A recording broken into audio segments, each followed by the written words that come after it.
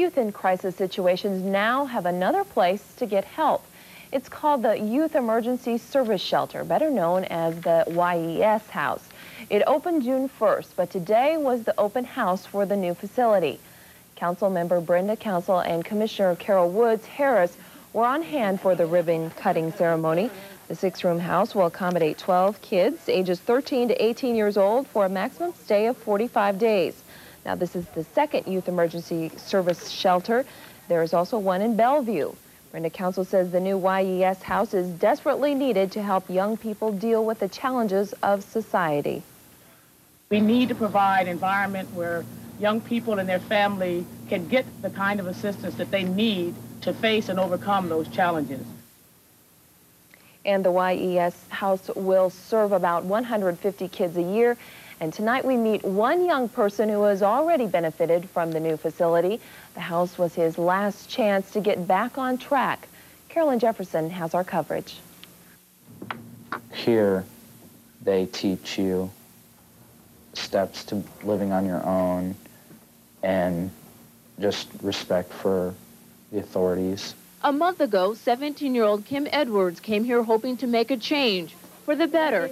He was ready to give up drugs, drinking, and a bad crowd of friends. This was his room. We would wake up around 6:45, whether or not we had school or not, but on the weekends, we would be able to sleep until 8:30.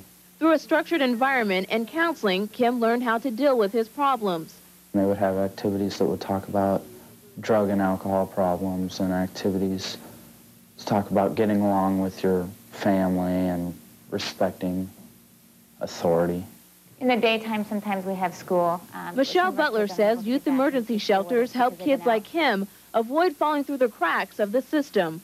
So what happens is kids sit in locked facilities, places they don't even need to be until they can find places like this so we can work on getting them back home. The youth emergency shelter is not a locked facility. The goal here is not to punish the kids, but rather to teach them how to make better choices and to help them work through problems with their families.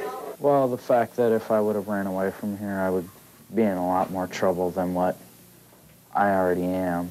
After 2 months at the Yes House in Bellevue and a short stay at the new house, Kim was ready to go home, and now he's doing well. Now my grades are the best they've ever been.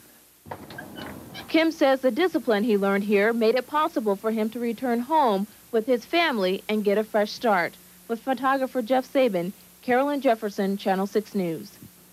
And the new Youth Emergency Service Shelter is funded by a combination of state contracts, federal grants, and private donations. And no child will be turned away because of a lack of money.